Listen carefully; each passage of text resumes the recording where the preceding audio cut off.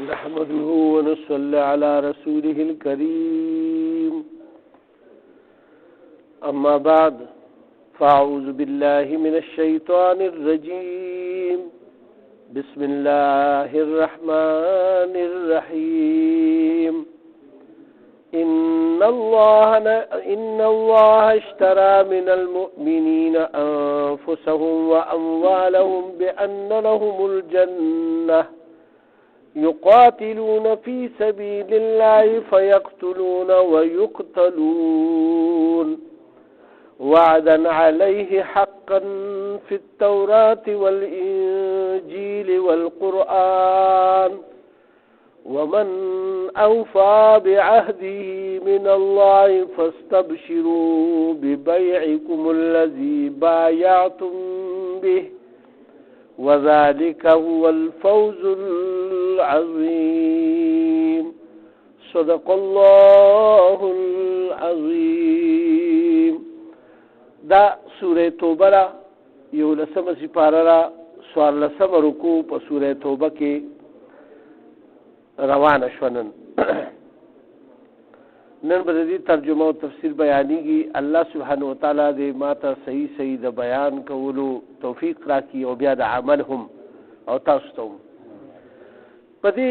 آیاتونو کې الله سبحانه وتعالی مسلمانانو ته یو زیری ورکوي او بل دی سره د دې چې مال او جان په بدله کې دی ته به څه ملاویږي، نو د هغې ذکر هم الله پاک فرمایي. نو چې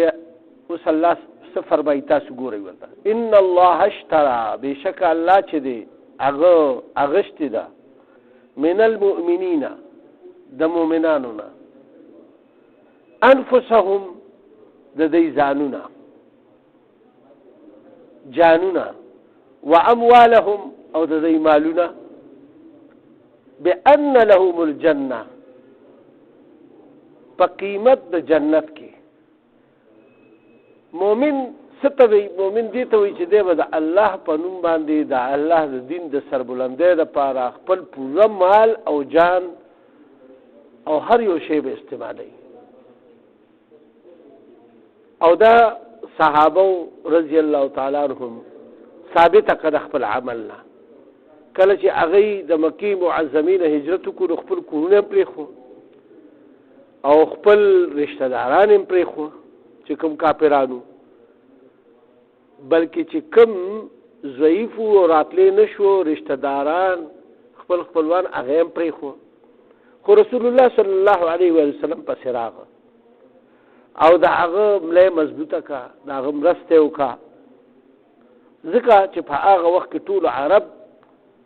یو ځای شوي د رسول الله صلی الله علیه وسلم خلاف او هغه ته د نقصان د رسولو لپاره. نو کوم انصار چې ورته ویلی شي مدینې منورې والا خلکو، نو هغوی سره باقاعده رسول الله صلی الله علیه وسلم دا معاهده کړې وه چې تاسو زما حفاظت کولی شئ، هلته د الله د دین حفاظت کولی شئ، چې ای کله په دې باندې رضامندي اختیار کو، قسمونه یې وخوړه چې مونږ به د خپل ځان نه هم تېرېږو او د مال نه هم تېرېږو، د هر څه نه به تېرېږو. نو بیا رسول الله صلی الله علیه وسلم د هغه ځای نه د هجرت اراده وفرمایله. نو دلته الله سبحانه وتعالی اوس د دې ذکر فرمایي چې الله به د دې مال او جان په بدله کې د مسلمان له څه ورکوي. مرګ خو باسم راځي، انسان به مړه کېږي، په خپل مرګ به که 100 کاله ژوندي یو که 1000 کاله ژوندي، څومره د نوح علیه السلام او د آدم علیه السلام په هغه زمانه کې یعنې دا عمرونه ډېر زیات، د 1000 کالو نه به زیات، هغه یې به اخر د دې دنیا نه لاړه. او که چا کم دی نو هغه به هم تېځي، په مرګ باندې خو به ټول ځي. نو آخر انجام کار څه دی؟ یا به دوزخ وي یا به جنت وي. نو دلته کې الله پاک فرمایي چې بېشکه الله سبحانه وتعالی د مؤمنانو ځانونه او مالونه په بدله د جنت کې اخیستي. موږ سره دا وعده ده، تاسو چې سم خرج کوئ، چا سره لږ مال دی، مثال یو سړی د 1000 روپو مالک دی، هغه 1,000 روپۍ خرج کړي او یو سړی د 1 کروڑ روپو مالک دی 10 لکو مالک دی هغه خرج کړي دا دواړه برابر دي دې ته به وګورئ چې د 1 کروڑ روپۍ ورکړي د هغه سره وی 1 کروڑ روپۍ د بل غریب سره 1,000 روپۍ وي د ټول د جیب خرچه حاجتمند خو لیکن د خپل هغه 1,000 روپۍ ورکړي نو د دواړو اجر علماء لیکلي چې دا به یو شانتې ملایي ولې چې دې مالک د 1,000 روپو نو دلته کې الله سبحانه وتعالی دا فرمایي او بیا بل خبره الله پاک فرمایي یقاتلون فی سبیل الله دی جنگیږي په لار د الله سبحانه وتعالی کې فیقتلون ویقتلون نو دی خو بعضې وخت کې کافرانو لره مړه کي او بعضې وخت کې کافر په دی باندې غالب شي او دی مړه کي دواړه خبرې کېدي شي په جنګ کې مشرانو به وي مړي کېږي د دواړه طرف نه کېږي نو بعضې خو یعنی مؤمنان مسلمانان یعنی فاتح شي خو ولې بیا پکې اوس لکه جنګ بدر خو مونږ چې کومه تذکره کوو چې جنگ بدر کې مطلب دا دی مسلمانانو فتح مونږ او یا پکې دای نه مړ شي خو 14-15 پکې مسلمانانو نه شهیدان شي دا څه خو نه کړ چې بس یعنی بالکل مړ پکې نو شوی جنگ به او پای کې به مړ نه کیږي پای کې به شهادت نه وي خو لکه مطلب دا دی چې هغه تعداد زیاتو بیا دغه شانته په جنگ احد کې د کافرانو نه شل رضیات مړه شوي خو دلته د مسلمانانو نه او یو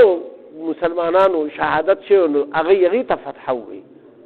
الان کې دا یو شل چې کوم دي نو مرداران شوي نو دلته الله سبحانه وتعالی دا فرمایي چې دا خو تاسو به هغې وجني هغې به تاسو وجني خو لیکن دا به صرف د دین دپاره وي د دنیا دپاره نه ګورې که دا د دنیا دپاره وي که نه یا د مال و متاع دپاره د ملک د قبضه کولو دپاره د الله د سربلندۍ دپاره نه وي د بادشاهت د حاصلولو د کرسۍ حاصلولو دپاره بیا دا وعده نه ده دا وعده صرف په هغه صورت کې چې د الله دین سربلندۍ دپاره وي وعدا علیه حقا الله پاک فرمایي چې وعده ده هغه داسې چې ذمه باندې الله پاک په حق سره دا قبوله کړې ده فی التورات او دا وعده وی الله سبحانه وتعالی فرمایي چې یوازې تاسو سره ما نه کړی په تورات کې می د موسی علیه السلام قوم سره م کړی وه اول انجیل او په انجیل کې می د عیسی علیه السلام قوم سره م کړی وه والقرآن او په دې قرآن کې تاسو سره م کوم ای مسلمانانو تر قیامته پورې چې څومره مسلمانان راځي تاسو سره دا وعده کېږي اوس الله سبحانه وتعالی فرمایي ومن اوفا بعهده او چې چا خپله وعده پوره کا قولی پوره کو یعنی دا وعده را کنه الله سبحانه وتعالی مونږ سره کړې ده او مونږ قبوله کړې ده ایمان مو راوړی دی چې ایمان دې راوړو نو دا وعده شوه ستا الله سره دا ځکه خو مونږ په کلمه کې دا وایو که چې د کلمې مقصد معنی دا ده چې نشته د لایق د عبادت مگر یو الله دی او محمد صلی الله علیه وسلم د الله پاک رسول دی او د مقصد دا دی چې د الله نه د هر څیز د کېدو یقین د مخلوق نه د هیڅ د کېدو یقین او د الله هر حکم منل دا په مونږ کې راشي او د رسول الله صلی الله علیه وسلم په طریقو باندې چلېدل په مونږ کې راشي د کلمې معنی هم دا ده او مفهوم هم دغه دی نو دا وعده چې چا پوره که کلمې ووي نو بس دی په دین اسلام کې داخل شو دی به اوس دا ټول کارونه کوي چې کوم د الله حکمونه دي من الله د الله له طرف نه فاستبشروا ببيعكم الذي نو بس تاسو بشارت ورکړئ او په هغه معامله باندې چې کوم تاسو کړی دی بایعتم به الله پاک تاسو سره چې کومه معاهده کړې نو په هغې باندې خوشحاله معنا وکړئ خوشحاله شئ ځکه چې دا ارزانه سودا ده مرګ خو به راځي او تاسو په جنت ملاویږي جنت دومره اعلی مقام دی چې دا په عمل باندې څوک نشي حاصلولی رسول الله صلی الله علیه وسلم فرمایي که یو سړی د سجدې نه ټول عمر سر اوچته هم نه کړي په عمل یې نشي حاصلول جنت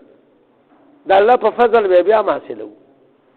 که ټول عمر پر سجده کې زمون سر پروت یو د یو سکند لپاره موږ سر اوچت نکو چې کله نه پیدا شو تر مرګه پورې بیا هم د الله د سيزونو حق نشو ادا کولی بیا هم د الله په فضل سره زو او بیا الله پاک فرمایي وذالک هو الفوز العظیم او دا لوی کامیابی ده بیا الله پاک دلته فرمایي چې کامیابی بس دغه چې څوک جنت ته داخل شو بس دا اوچته خبره بس روز دلته کوم داسې عملونه کول پکار دي چې یعنی مطلب دا چې موږ په جنت ته داخل شو اوس الله سبحانه وتعالى د هغه مسلمانانو ذکر فرمایي چې چانه لغزش وغیرہ کیږي ګناهونه کیږي انسان دې د ځن را واړو ګناهونه کیږي غټب تی کیږي واړم تی کیږي خو التائبون الله سبحانه وتعالى فرمایي چې توبه وستون کی وی دې سره سره بسی هر وخت به استغفار وای توبه مباسی الله تعالی العابدون او بندگی کوون کی وی دا الله سبحانه وتعالى 100% بندگی کوون کی وی د منځونو کې قضایي نه راولي او د عبادت نه مراد مالی او جانی ټول عبادتونه مثال زکات ته هغه ادا کوي د حج ورځې په راغي او د سره مال شته نو دی به حج کوي کده مالدار وی زکات ور کوي که رمضان پر راغو روزي بنسي دا ټول د بندگی کوونکی وی د الله هر حکم منی د الله سبحانه وتعالى په خپل موقع عمل اني الحامدون السائحون او دې سره سره شکر وستون کی وی چې سم ورته ملاو شي سپور ورته ملاو شو غوړ ورته ملاو شو بس د الله شکر وباسي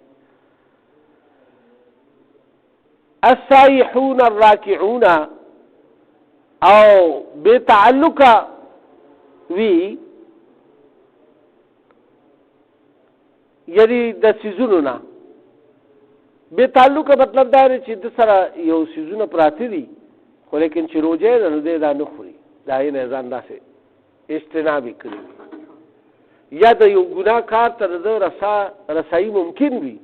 او د هغې نه لاس راکاږي حرام مال ورته ملاویږي لاس ته راکاږي دا الله سبحانه وتعالی یعنی د حرامو کې پریوتون کې نه وي د هغې نه ځان ساتي او بل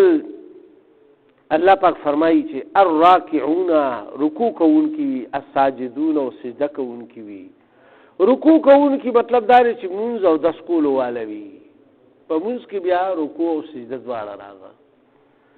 او الله سبحانه وتعالى مخکې فرمایي الامرون بالمعروف او حکم کوونکي د نیکو خبرو د نیکه حکم کوونکي وي تبلیغ والے چې کوم دی اوس کوم کار کوي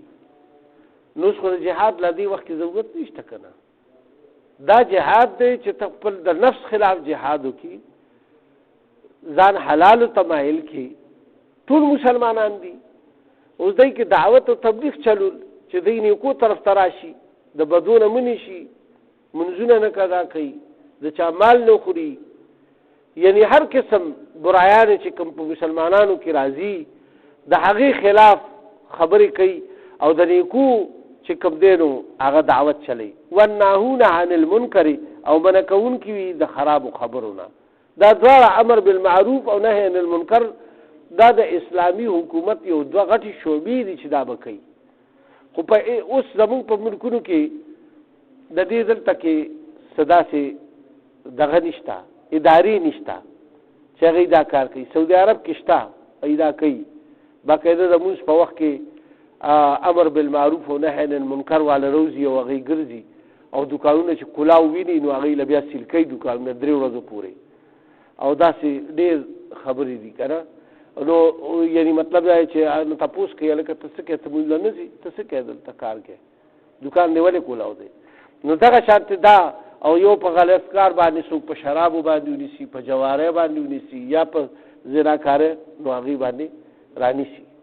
خو چې اوس حکومت نه کوي نو کم از کم چې ما او تا خبر شو نو مونږ خو خپل وس مطابق به کوو که نه مونږ خو مطلب حکم نشو جاری کولای چې رده سنگسار کو دې د لاس کټ کو دغه کا مونږ ته واعظ نصیحت کوو چې لکه دا کار مکوه کنه زمون چې څه دغه ابکو او بل دار چې والحافظون لحدود الله او حفاظت کوونکی د الله د حدونو چې کوم الله مقرر کړی دي حدود د الله سبحانه وتعالى دا ټول چې کوم حکمونه دي هغه حدود دي د الله سبحانه وتعالى هغه چې څوک ماتي لکه مثال یو سړی پناه قتل کوي نو د حد مات کو د غلاو کا د حد مات کو د الله خبره ونه منل کړ نو پاغي بیا الله سبحانه وتعالى بیا حدود مقرر کړی سزاګانې په مقرر کړی او د دې د هغه حفاظت کوي دا خبرو خیال ساتي وبشر المؤمنین نو خوش خبری ورکي داسې ایماندار ولا چې دا خلک بر جنت حقداري ښه هغه کارم کوي د الله په لار کې چې کله ضرورت راشي نو جنگيږي خودي سره سره خپل ژوندۍ کې خیال ساتي او دا ټول خبرې چې کوم الله سبحانه وتعالى بیان کړي په دې باندې کوي نو وبشر المؤمنین نو زیر ورک مؤمنان لا چې دوی ته جنت ملاويږي په دې خبرو باندې ما كان للنبي والذين آمنوا دا آیات مبارک د رسول الله صلی الله علیه و وسلم د تر متعلق ابو طالب سے چې د رسول الله صلی الله علیه وسلم ډیر مدد او نصرت به کولو خو لیکن ایمان نه وروړي خپل کفر باندې ولاړو خو رسول الله صلی الله علیه وسلم نا هر دشمن مې دفع کولو او دا هغه په هر ځای کې مدد او نصرت هم کولو او هم د دې وجه نه چې کوم پورې هغه ژوند دیو نو ابو طالب چې کله ژوند دیو نو هغه پورې رسول الله صلی الله علیه وسلم ته چاغز نشو کوله په کوم کال باندې چې ابو طالب وفات شو او په هغه کال باندې خدیجه الکبرى رضی الله تعالی عنها اولنې بیبي د رسول الله صلی الله علیه وسلم وفات شو دې تعام الحزن وای د غم کال او په دې باندې رسول الله صلی الله علیه وسلم ډیر زیات پریشان و نو رسول الله صلی الله علیه وسلم چې کله دې بیمار شو او بیماری زیاته شو او د پیښو چیرې د اوس د اخیری وخت د دین روغیږي دا نو وللاړو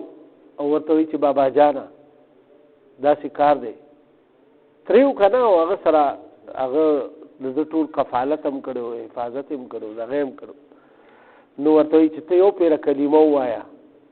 بس مسلمان شه ټول عمر د داسې تیر کو ته کلمه وایا او کته په دې حالت کې مل شو کلمه دی ویلی نو په ورځ د قیامت به زستا سفارش کوم الله به معاف کی خو ایمان راوړه پتلو کې هغه غلی شو او دلته کې ابو جهل او نور کافران ولاړو او هغه چې کوم دی ورته چې نه ګورې ته د خپل عبدالمطلب نیکه دین پرې دی کنه نو بیا ورته رسول الله صلی الله علیه وسلم ورته فرمایل چې را دا کلمه وایا دا څه به لږ واوړې راوړې بیا به راغلو ایم ته نه راکېده ایو یې څنګه چرته دوکې کی ای ودی ته وی دوکې نه کی ابو جهل دی وی او دې دین نه وانه نو ورته سوي او ورته بیا ورته چې زما تر کرا کلمه وایا او ته بیا غږ نه کولو ایو ته نه ګورې وای د خپل نیکو د پلار دین پرې دی کنه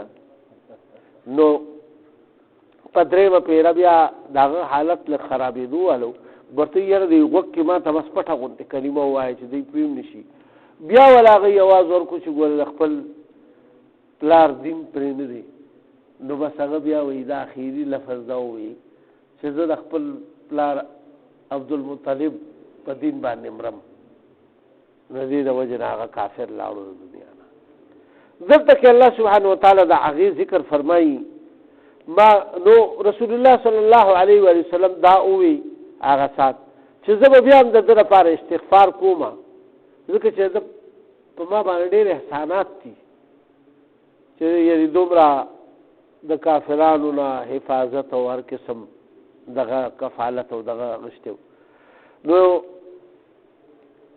او زه به وایم کومې پورې چې زه الله منې کړی دی. نو الله سبحانه وتعالی دلته کې اوس هغه ذکر فرمایي ما کان للنبي او نه دی لایق د یو نبي دپاره والذین آمنوا او د نورو ټولو مؤمنان مسلمانانو دپاره ان یستغفروا للمشرکین چې بخشش غواړي د مشرکانو دپاره ولو کانو که اگر کوي دی اولی قربا قرابتدار رشتہ داران. نو پر رشتہ دارانو کې د پلار او د زوینه والی تر لري پورې ټول رشتہ داران راغه. بس من بعد ما تبین لهم پس دینا چې ښکاره شوي په دی باندې انهم اصحاب الجحیم چې دا خودي دوزخ والا. څنګه چې الله سبحانه وتعالی فرمایي چې الله پاک به هر ګناه معاف کړي خو شرک نه معاف کوي، کفر نه معاف کوي.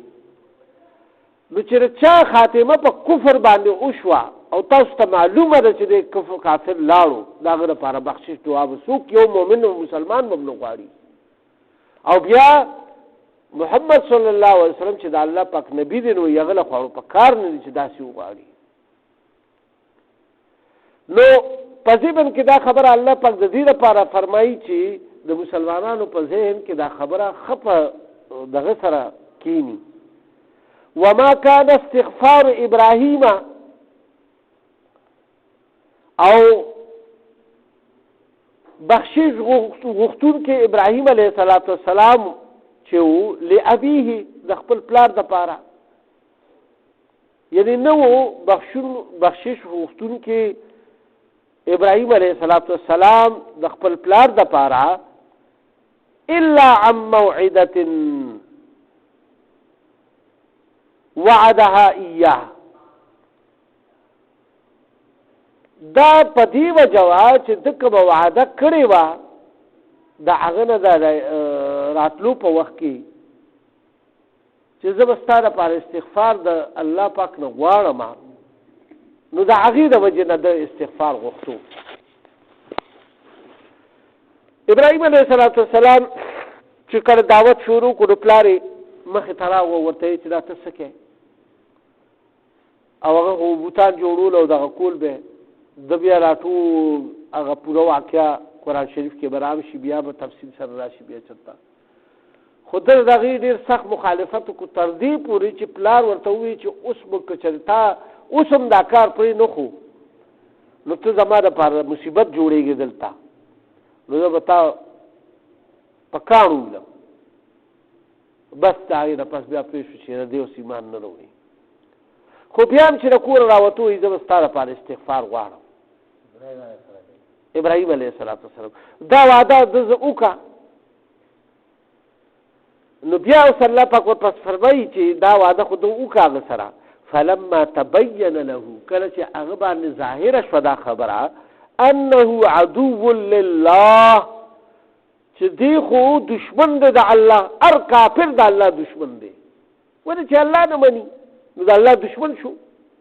چا چې پیدا کړی دی هغه نه مني.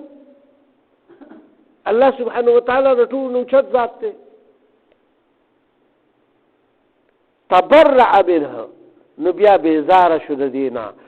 دا علماء مفسرینو په دې ټولو باندې دا خبره لیکلې ده چې کومې پورې یو کافر که ستا پلار نیکي یا تره یا رور یا هر څوک کافر وي خو لا ژوندی وي نو د هغه لپاره د هدایت سوال کولی شي چې یا الله ده ته هدایت وکړي، یا الله ده ته هدایت وکړي، یا الله ده ته هدایت وکړي. خو چې کله دی مړ شو په کفر باندې مرګ شو بیا به ورپسې دا دعا نه کوي چې یا الله ویې بخي، بیا به دا دعا نه کوي. بس تا ته پته ولګي فلما تبين له وی کله چې هغه ته پته ولګي چې دی خو کافر لاړو بس د دنیا نه کومې پورې چې ژوند دی د به د هدایت سوال کولو د هغه دپاره چې الله هدایت ورته وکړي چې دی په دې غلار راشي ایمان راوړي اسلام قبول کړي. خو چې کله دی مړ شو او په کفر باندې لاړو فلما تبين له کله چې هغه ته پته ولګي دا ښکاره شو دا خبره دته نو بیا تبرع منه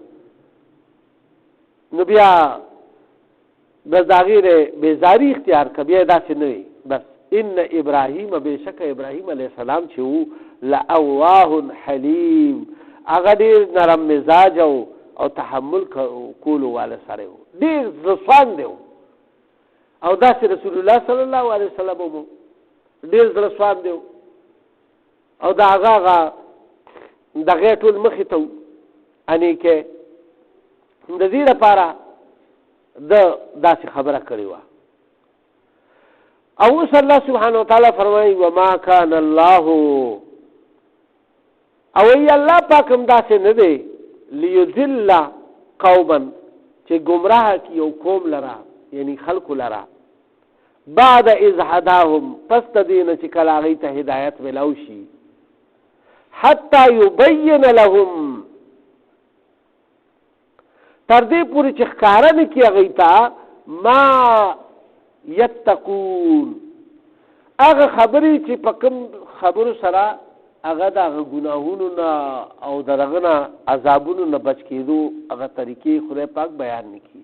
یعنی ګور الله پاک کې امت ته پیغمبر رولېږي کتاب ورته رولېږي هغې کې ټول احکامات رولېږي ښه ورته خبره ثابته کړي بیان کړي ورته چې بهی که چېرې تاسو داسې کوئ خو بیا به الله سبحانه وتعالی تاسو بخشش وکړي که تاسو نیک عمل کوئ او که تاسو بد عمل کوئ نو بیا وګورئ الله پاک جهنم ته ورلیږي نو الله پاک فرمایي چې حتی یبین لهم تر دې پورې چې ښکاره کړي هغوی ته یتقون هغه نه بچ کېدو هغه لارې د هغه ګمراهۍ نه ان الله بكل شيء علیم بېشکه الله پاک د هر څیز نه واقف دی هغه ته پته ده چې چا په زړه کې څه خبره ده خو لیکن دا زندگی کني دا چې خو به الله سبحانه وتعالی ټول خلق پیدا کړي یو نبی به هم نه رالیږلو هلکه دا دوزخي دی او دا جنتي دی خو لیکن الله سبحانه وتعالی ته خو پته ده خو چې دې د خپل عمل نه کله ثابته کړي نو بس بیا دغه یو حدیث مبارک کې راځي رسول الله صلی الله علیه و وسلم فرمایي چې ګوره یو انسان د هغه په زړه کې د یو ګناه خیال راغو د غلا خیال راغو یا د زنا خیال راغو یا د بلې ګناه خیال راغو اوس دې چې کوم دی هغې پسې روان شو دې هغې پسې روان شو خو چې هغلته لاړو هغلته څه چل داسې وشو یا سکوري دی یا څه دغه شو خو دې د هغه ځای نه واپس راغو دا هغه غلا مو نه که هغه زنا یې مو نه که هغه کار یې ونه کړو دله الله سزا نه ورکوي دې لاړو د هر څوک ولې چې ده دا کار ونه کړو او رسول الله صلی الله علیه و وسلم فرمایي چې کله دې دا کار وکړي نو په ده باندې سزا مرتب شي او هغه د زنا په باره کې فرمایلي دي چې کله دې مثل لاړ شي او دې کله بیا دغه زنا وکړي نو د دې نه پس بیا د لاسونه او خپې او دا ټول پکې به شریک بیا حسابېږي تر سترګو پورې دا ټول بدن یې پکې راشي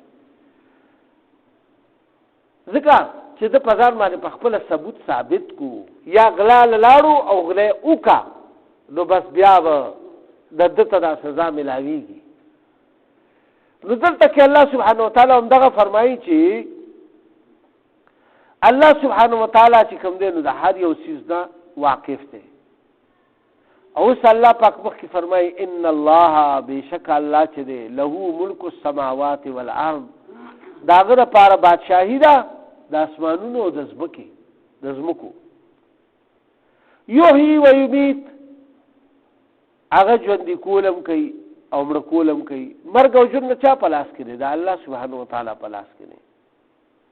وما لکم من دون الله من ولی ولا نصير او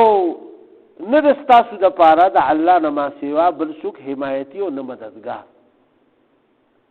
مددگار د الله نه سیوا بل څوک نشي کېدی د یو مسلمان لپاره، نه په دنیا کې او نه په آخرت کې. اوس الله سبحانه وتعالی فرمایي لقد تاب الله،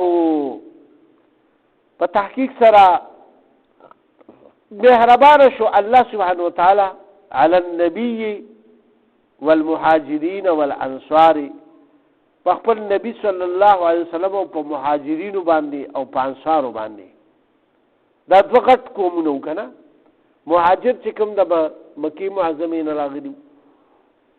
او انصار د مدینه منورې کوم مسلمانانو، هغه یې مدد کړو او هغه هجرت کړو. اوس الله سبحانه وتعالی ورپسې فرمایي الذين يتبعونه، او هغه کسان چې د نبی علیه الصلاۃ والسلام سره دي یا دغه تابعداري کوي فی ساعة العسرة، پاغه مشکل په غړې کې د معاونت کړي دي، برګرتیا کړي ده. سخت وختو د کافرانو دار طرف نه زورو، د حملو او د جنگونو د دشمنانو د هر قسم، او دای په پیریم ورکولې او دای په د خپل سر نه بتیرېده د رسول الله صلی الله علیه وسلم حفاظت په کولو. نو دغه مشکل وخت کې چې چا وي سخت مشکل وخت ته وایي کنه فی ساعة العسرة، هغه سخت وخت کې من بعد ما کاد یزیغ قلوب فریق، پس تا دینا چې قریبه ودا خبره چې ووري زړونه د بعض خلکو منهم د دې خلکونه، ولی چې سختی راشي نو بیا پته لګي کنه د ایمان پته په سختۍ کې پته لګي کنه. نو دغه وخت دا فی ساعة العسرة خدای پاک اوس د هغې بیان مخکې فرمایي چې قریبه وه په دغه وخت کې چې زړونه اورېدلی د بعضې خلکو د دی نه. ثم تاب علیهم، نو بیا مهرباني وکړه الله پاک په دی باندې، یعنی توبه یې د دی قبوله کړه. انه بهم رؤوف الرحیم، بېشکه چې هغه په دی باندې ډېر زیات مهربانه او رحم کوونکی دی. دا کم خلق د کومو خلکو په باره کې دا آیات نازل شي؟ ما تاسو ته ویلي چې تقریبا 10 کسان نور ته دي په دې کې چې د هغې هېڅ عذر نو او صحیح مسلمانانو منافقان هم نو، خو بس هغوی وی مړه وایي په هر جنګ نه تلي بس دې کې به زه دا کارونه مارونه راغونډ کړو، دا به لاړ نه شو. او په هغې کې د اهتمام په طور باندې رسول الله صلی الله علیه وسلم تاکید کړی چې ټول به ځئ چې څوک د جنگ قابل دي، تاکید یې کړو. نو فرض شو دغه وخت فرض و جهاد، دا فرض و. نو چې باوجود په دین الله نه، خو بیا ما تاسو ته ووایي چې 7 کسان چې کوم دي څنګه رسول الله صلی الله علیه وسلم راغو نو ځانونه یې ستنو پورې وتړل او وایي چې زمونږ کله معافي نه شي وي نو مونږ ځان په خپله نه پرانیزو. نو بس الله سبحانه وتعالی چې کله دا آیاتونه راولېږل رسول الله صلی الله علیه وسلم وی پرېنیځئ. ابو لبابه رضی الله تعالی عنہ غالبا چې دیم پکې و، هغه ورته وایي چې نه مونږ به رسول الله صلی الله علیه وسلم په خپله پرانیزي. بیا رسول الله صلی الله علیه وسلم څه ساعت پس راغو او هغه یې پرانیسته. نو هغې توبه وویسته لکه دی د توبې یو علامت وګرځولو چې ځان یې په خپله وتړلو او ستنو پورې چې مونږه غلطي کړې ده. اوس الله پاک دا هغه 3 کسانو ذکر کوي. 3 کسان داسې وو چې بس هغه یې اړو دا کار یې ونه کړو، او بیا چې چېرته منزله ښه په قلار راغه نو ښه په دغه سره رسول الله صلی الله علیه وسلم ناستو، نو بیا ورغوله او بیا رسول الله السلام ته تپوس وکړو چې تاسو ولې رانغئ؟ نو هغوی ورته وایي چې یاره جي بس تاسو ته به دروغ څه ووایو، تاسو خو د الله پیغمبر یې، که مونږ ته دروغ هم ووایو الله به ورته د وحي په ذریعه وښیي. کوس چېرته د دنیاوي دربارونو کې نو چاته به دروغ ویلی مې نو زه ځان به مو بچ کړی وی. نو رشا خبره داره چې وسمه مو ارسمو. نو یو صحابي کعب رضی الله تعالی عنہ دی چې هغه ته رسول الله سلام وایي چې تا اوښه اغوښتې نه وه، پخوا خو اوښه داسې و لکه موټر تا سره پورا دا پورا ډاټسنی چې سامان هم پکې واچي او په خپل هم په سور شي اوخ ډېر لوی په صحرا کې صحرایي جازې ورته ویلې دي اوخ پخوا په زمانه کې دا ډېر زبردست شو وایي تا سره اوخ نو اغشت تا نو وایي ما اغشت وجي بلکې په دغه زمانه کې ما سره 2 اوښان یو ځای شوي او وایي د الله سبحانه وتعالی ډېر لوی دغه بیروباني و خو بس سستی او کاهلي وي او په نن او په سبا کې زه پاتې شوم حتی کې چې تاسو ورسېدئ او بس بیا زه چې هغه شوم نو ډېر خفه خو بس دغه شو نو بس رسول الله صلی الله علیه وسلم ورته چې ښځه نو بس تاسو فیصله به د دې 3 کسانو فیصله به الله کوي 40 ورځو پورې دوی سره چا خبرې اترې نه کولې وایي دوی سره به خبرې نه کوئ سلام دعا ور سره مه کوئ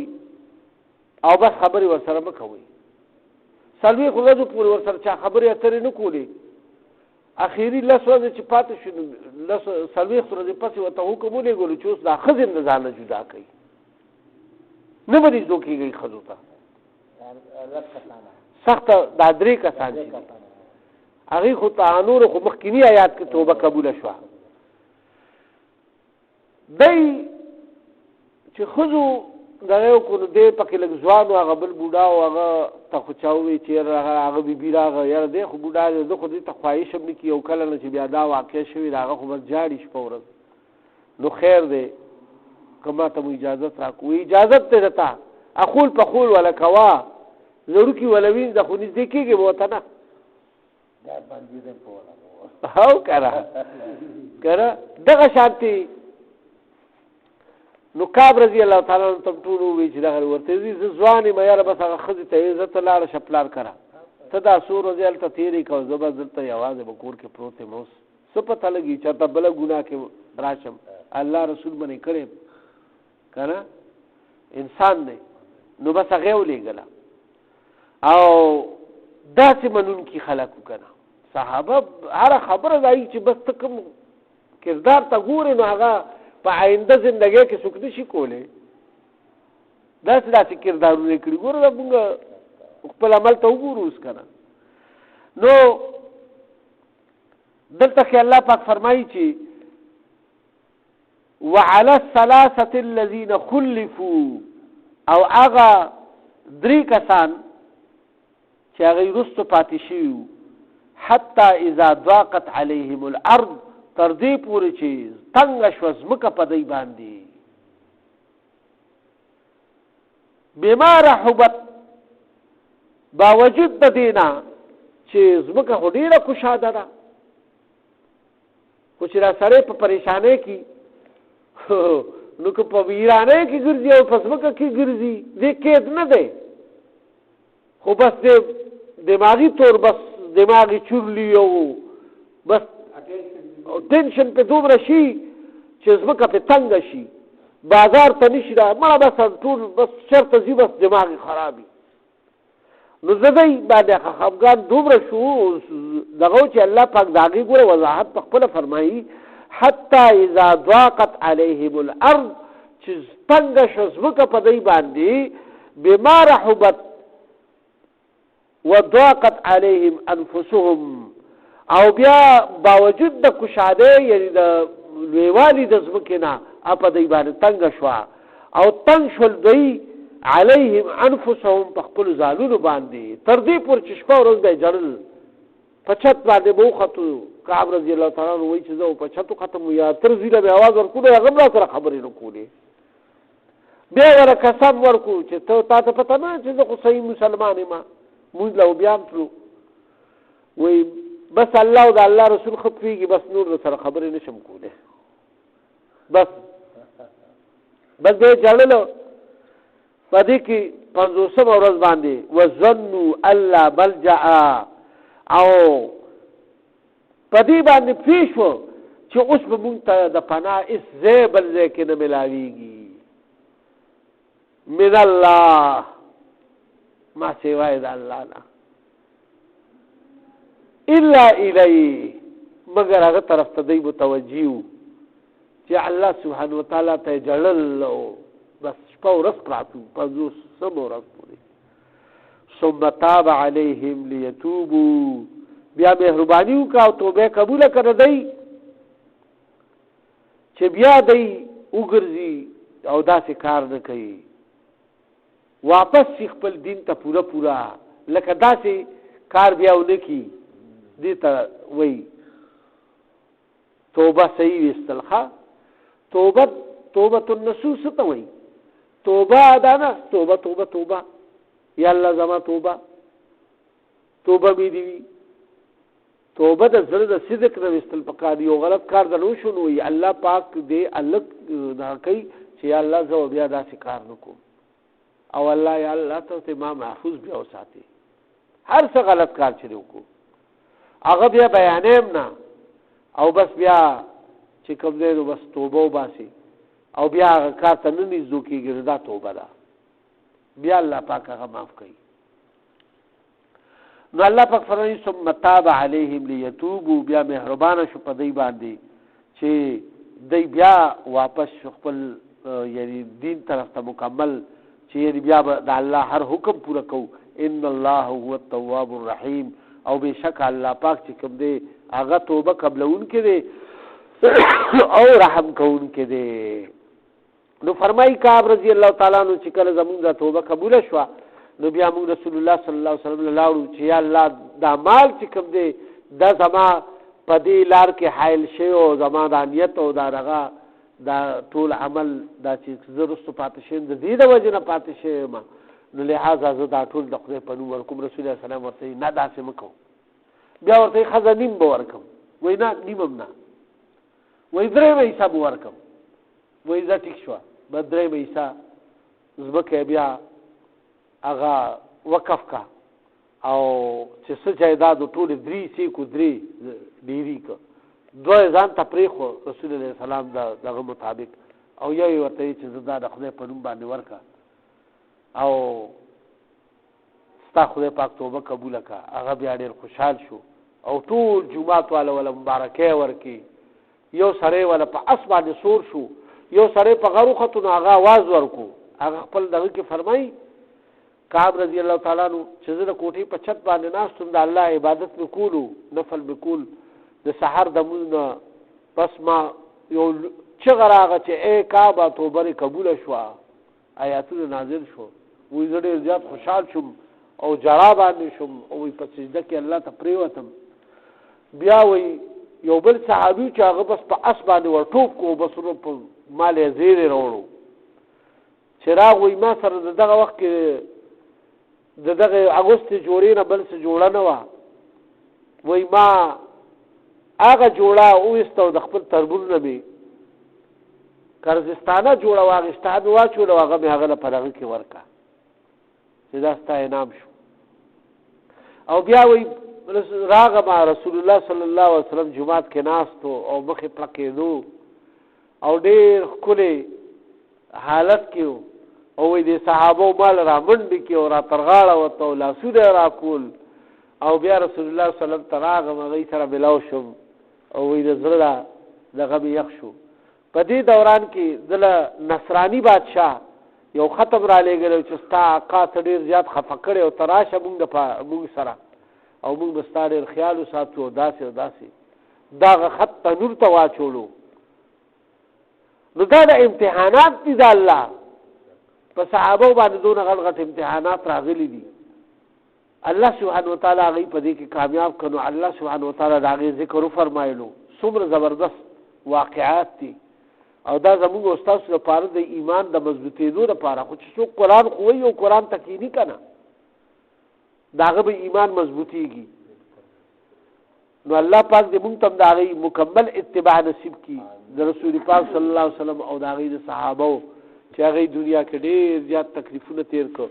او دا دې موږ ته رسولو یا الله زموږ د اناست په خپل درگاه قبول او منزور کړي زموږ د ګناهونو درجېدو سبب وګرځي که په دې په معنا او په مفهوم کې زموږ د کمې زیاتې شي معافرت وکړي موږ نه کارونه واري چې تاسو د رضا او د لقاء او د قرب سبب جوړ شي په موږ کې په کورونو سپتالونو کې الله څومره مؤمنان مسلمانان بیماران دي شفایاب کړي څومره قرضداران د قرضونو اخلاص کړي د چا څه حاجتونه د خپل غیبي خزانونه وته پوره کړي حق والا د رزق فراغ ثواب د ټول مؤمنانو سره په خپل کور کې وطن باندې وکي یا الله زموږ آبا او اجداد او څومره رشتہ داران چې زموږ وفات شوي دي د ټول مغفرت وکي په آخر کې زموږ د عظیم الشان کلمه نصیب کړي چې لا اله الا الله محمد رسول الله صلی الله علیه وسلم.